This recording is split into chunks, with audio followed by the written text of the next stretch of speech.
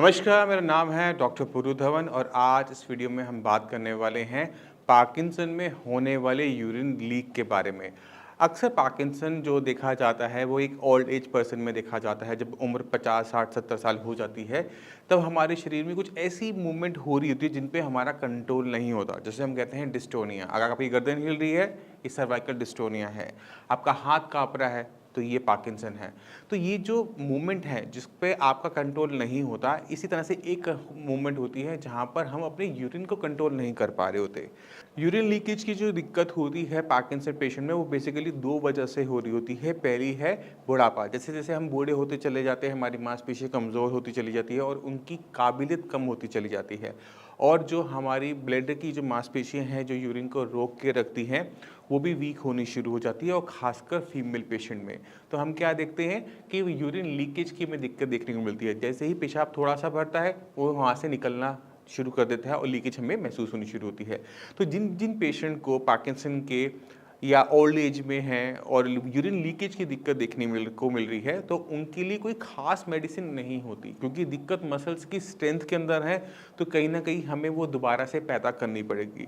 अगर दिक्कत हमारे ब्रेन से हो रही है, पार्किंसन की वजह से हो रही है कि वहाँ की जो नर्व्स हैं वो काम नहीं कर पा रही या वहाँ पे कंडक्टेंस नहीं हो पा रही, ब्रेन ढंग से कंट्रोल नहीं कर पा रहा, तो भी हमें काम अपनी मांसपेशियों पे ही करना पड़ता है।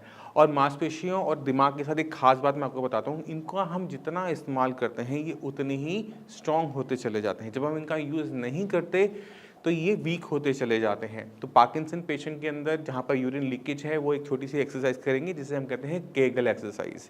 इस केगल एक्सरसाइज के बारे में आप नेट पे जाकर और भी देखिएगा और वीडियोस को भी समझिएगा, तो आपको बहुत आराम से समझ में आएगा कि ये बहुत ईजी एक्सरसाइज होती है। इसके अंदर हम क्या करते हैं कि हम चाहे स्टैंडिंग पोजीशन में हो, चाहे हम चेयर पे बैठे हुए हो, हमने कुछ इस तरह से अपनी मसल्स को मूव करना होता है। जैसे हम स्टूल को रोकने की कोशिश करते हैं। जैसे अगर आपको प्रेशर बहुत ज़ोर से लगा हो, बहुत ज़ोर से आपको जाने का मन हो, बट आप कहीं पब्लिक प्लेसेस में, तो क्या करते हो कि आप अपनी गुदा की जितनी भी मांसपेशियों को टाइट कर लेते हो, है ना? बस यही एक्सरसाइज होती है कि आपने 2 सेकंड उसे टाइट किया, रिलीज़ किया। अब मैं आपको करके भी नहीं दिखा सकता, ये वाली एक्सरसाइज कुछ ऐसी है। तो आप क्या करते हो, टाइट करते हो, रिलीज़ करते हो, टाइट करते हो, रिलीज़ करते हो, टाइट करते हो, रिलीज़ करते हो। तो इस तरह से अगर हम 20-25 सेट, 30 सेट करते हैं और बार-बार दिन में करते रहते हैं, तो क्या होता है कि यहाँ की जो मांसपेशियाँ हैं ना, वो स्ट्रॉन्ग होनी शुरू हो जाती है और यूरिन को रोकने लायक काबिलियत उनमें आनी शुरू हो जाती है।